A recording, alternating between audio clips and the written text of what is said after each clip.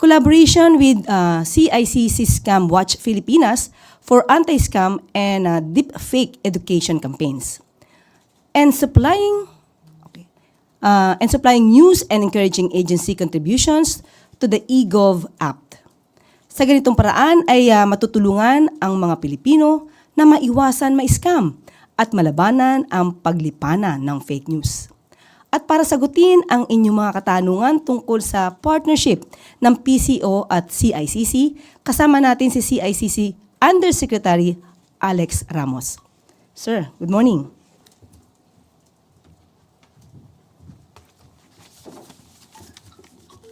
Good morning.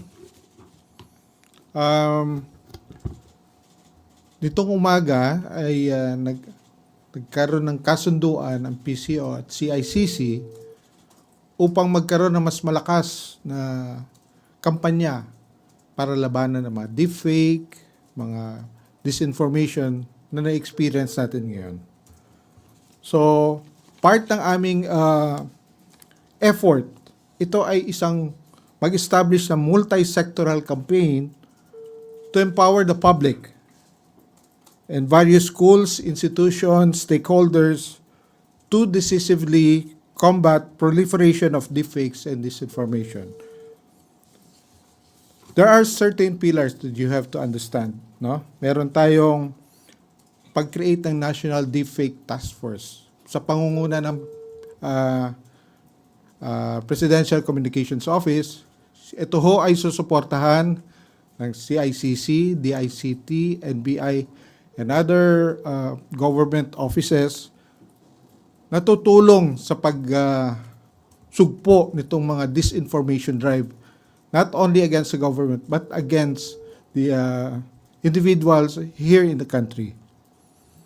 So we're supposed to have promote industry standards, encourage and develop an adoption of industry standards for content creation and distribution, including establishment of guidelines for transparency and labeling of manipulated media. Masyadong bastardized na ang ating social media, and we have to address it. And this is one of the concrete actions we're taking. We would also want to have the support of the civil society initiatives by empowering civil society organizations working on media literacy, fact-checking, and combating disinformation. Last month, we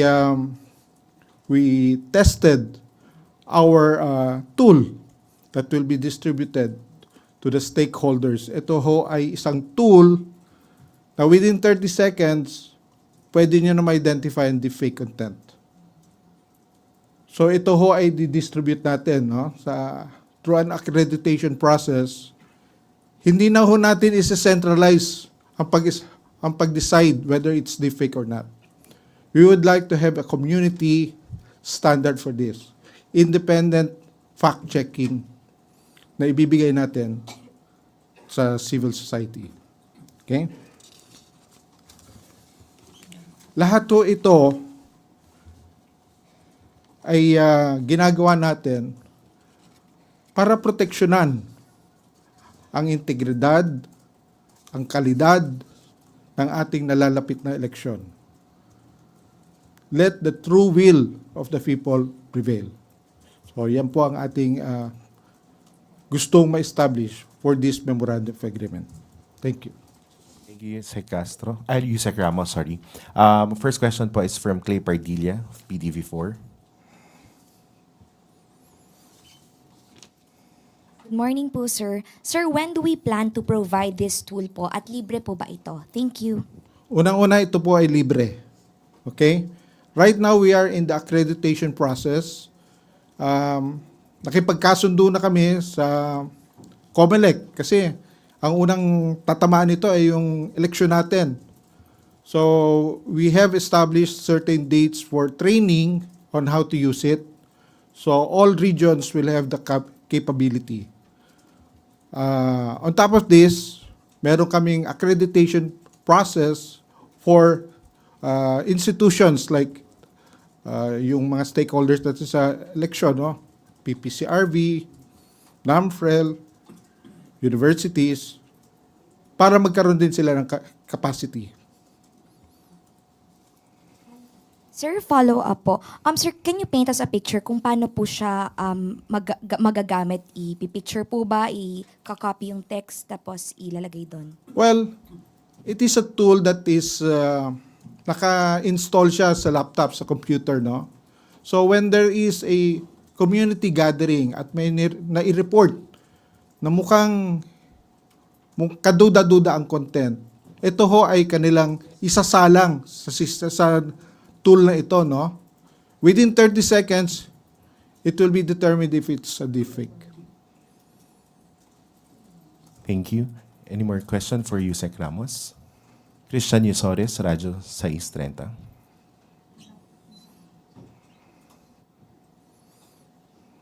Hi sir.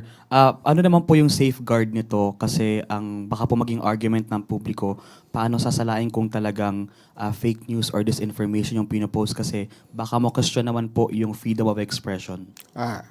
That is why right now, yung trend kasi, ang tao nagre-report. Ito ba ay deepfake o hindi? Aantayin nyo ang government to respond. Let's shortcut the process.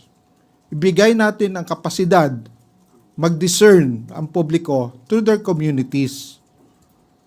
Because, tandaan nyo, maraming channels yan where we post the content. Hindi ho yan kaya i-monitor ng government. Decentralize natin. So, bago lumaki ang apoy, bago ma-absorb ng ibang tao, maagap pa, pwede nang makita kung deepfake o hindi. Tristan Odalo, Newswatch. Sir, yung sa etong tool na dinidescribe nyo, is it a form of app, website na pwedeng puntahan ng public to? It's an application that we are giving out to accredited partners. Ano ho to? Wala ho tayong pinipili. That's why our target is independent fact checkers. Hindi ho gobyerno nagsasabi, yung community mismo magsasabi, this is a deepfake. Pia Gutierrez, ABS-CBN. Sir, will there also be assistance to individuals who have been victimized by these scams, like yung mga deepfake? Oh yes. For 2 years, we've been studying certain solutions, no? How to address this. Very common ito sa mga influencers, sa mga people with the status already, wherein their videos, pictures, even their voice are being used for commercial purposes. That's why we finally found a solution that would assist us in determining this. Of course, the question is, what do you do after detecting it? Sa election, wala tayong problema because COMELEC and Bank passed a resolution on how to remove these things. Doon sa commercial, of course, that's a criminal act already. I think we can go directly to the Department of Trade or the NTC for its immediate removal. Sir, ano yung hotline number natin? We have 1326. You can also use the eGov app. Meron tayong e-report where you can send the link. Don't send the content. Send the link and then a short narrative that would allow us to look at it. Raquel Bayan, Radyo Pilipinas. Sir, meron po ba kayong data kung ilan na po yung mga scams or cases ng deepfake na dumulog po sa CICC? Well, as far as the last few weeks, no, we receive at least 100, 200 reports na mga links na dinidecipher pa namin kung live pa ba yung links na yun o hindi. Because sometimes tinatanggal na lang agad, no, ng platform if they detect it. But those that dumadating sa amin, we have around 200 reports. Sa 200 reports, sir, meron na po ba tayong resolution rate or kung may mga napapanagot na po kaya tayo dun? We are not the ones regulating it. It is passed on to the regulators, DTI, COMELEC, but we provide the science to this campaign. Tuesday New, DZBB.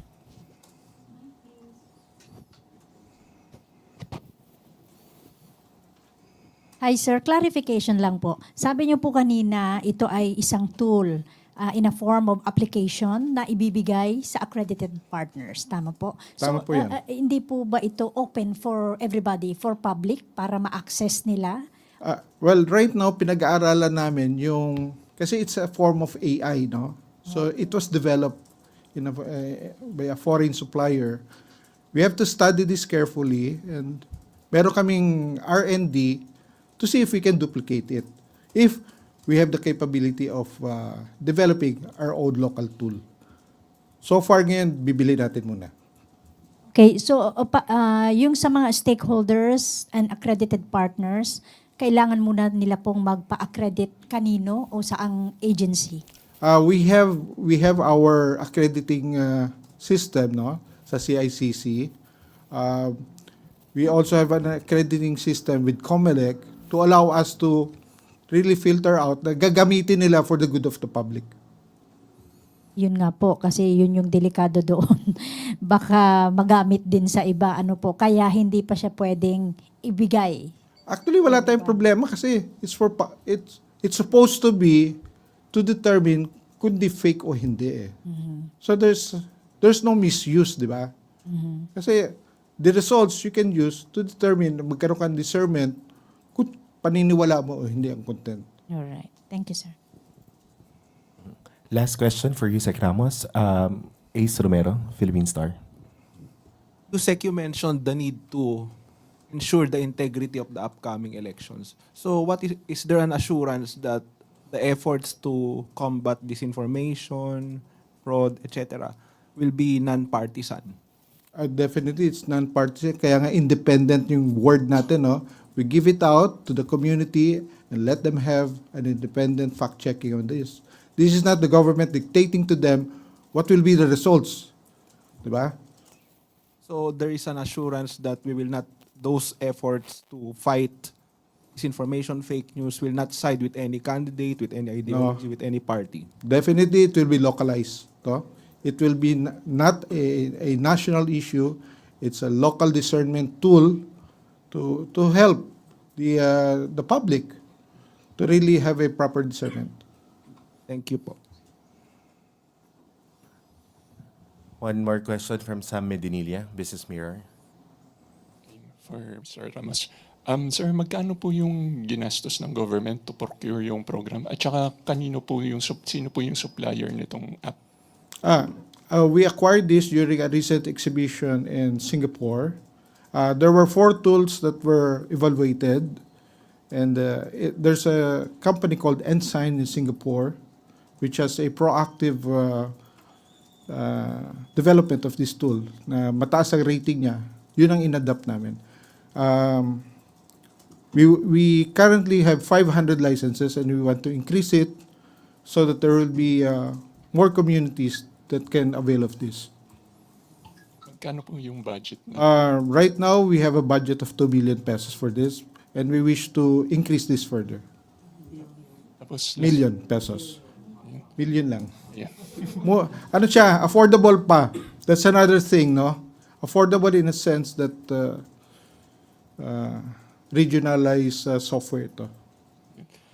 Tapos sir, ina-mention nyo na rin yung this is a form of artificial intelligence. Nung last month, may nabanggit si Pangulo during his meeting with PSAC regarding development of government policy when it comes to use of artificial intelligence. Meron na po bang ganun policy ngayon or proposed yung na policy yung DICT for that or yung CICC? As far as CICC is concerned, we use artificial intelligence heavily because when we deal with the cyber crimes, it's so advanced, no? Mabilis because the use of artificial intelligence, talagang lumalakas sila. So, the acquisition of such tools, we are in practice of that. As far as the ICT is concerned, yes, there's research, marami ng talks and studies that are being undertaken by the ICT. DOST is in the forefront of this. I think they have established a unit for this purpose. Pero wala pa pong target date kung kailan expected lumabas yung parang encompassing na government policy for AI use. Wala pa eh. But I think, I think in February we had a conference on AI already. May technical working group working fast on this. Thank you po, sir. Salamat. Thank you very much, Yusek Ramos. Yusek Claire. Thank you very much, Yusek Ramos. At ito pa po ang mga good news natin sa araw na ito. Maaari na po akong tumanggap. Sino ba yung good news? Okay, yun ang mga good news natin ngayon, okay? At ang good news, maaari na po akong tumanggap ng mga katanungan mula sa inyo. First question, Leth Narciso, DZRH. Good morning, Yusek. Yes, good morning. Sabi po ni Senator Bato de la Rosa, kinukonsidera niya na magtago imbes na sumuko sakaling maglabas na ng warrant of arrest ng ICC laban sa kanya. Ano pong masasabi ng Malacanang dito? Nakakapagtaka lamang po na siya ay dati pang PNP chief. Yan po ba ang gusto niya ring ipahiwatig sa taong bayan na kapag may warrant of arrest ay dapat magtago? Hindi po talaga tayo magtataka kung bakit natagalan na sumuko or nahuli ang dating si Pastor Kibuloy. Well, anyway, sabi po natin, hindi natin sinasang-ayunan ang ganong klase pong paniniwala at kanyang nais gawin. Hindi po ito makakabuti sa mga kababayan natin na mismong leader natin ay hindi haharapin ang anumang kaso o complaint na naisampa o maisasampa laban sa kanya. At hindi po ba sabi natin, parang siya nga yata ang medyo umiwan sa kay dating Pangulong Duterte considering na hindi siya pumunta sa Hong Kong kasama sa nila. Hindi po ba dapat ang kaibigan ay walang iwanan? Ma'am, kung sakali pong gawin niya ngayon na may warrant of arrest na at magpatulong ang Interpol, hahanapin po siya ng PNP? Kailangan po. Ganun pa rin po ang ating gagawin. Makikipag-coordinate pa rin po tayo sa Interpol at maaari pa rin po natin gamitin ang sinasabi sa batas sa RA 9851. Tristan Nadalo, Newswatch. Ay, good morning po, Sec. Yung nag-start na po yung hearing ni Senator Amy Marcos regarding the arrest of former President Duterte, and in her opening speech, she said, ganito na ba ang nangyayari ngayon? Isinuko natin si Rodrigo Duterte sa dayuhan na parang wala siyang sariling bayan. And she also said, since when the Philippines became a province of The Hague, kung kaya gawin sa dating Pangulo, sino na lang ang susunod? Does Malacanang want to respond? Okay. Napanood po natin yung umpisa, including po yung video. Yung video na may mga sound effects pa na para talagang maladrama ang dating. At nais lang po na sana yung gumawa po sana ng video ay hindi po na-cut or na-splice. Napakita rin po sana kung paano naharas ang kapulisan habang isinasagawa po ang pag-aaresto o yung pagsiserve ng warrant of arrest kay dating Pangulong Duterte. Sa ating palagay, naging hindi kompleto yung paglalahad, lalo-lalo na sa video. Okay, sabi niya, bakit natin isinuko ang Pilipino ba o dating Pangulo? Ang dating sa isang dayuhan. Ito naman po ay nasa batas. RA 9851. Hindi po natin nilalabag ang anumang batas. Kung mayroon po dapat na managot, katulad ng sinabi natin, hindi po ba dapat lamang na panagutin?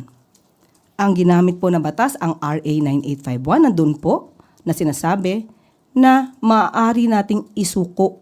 O ulitin po natin to Doon sa Section 17, sinasabi po na to extradite or to surrender to the international court, if any, or to the state in relation with applicable extradition treaties, something like that.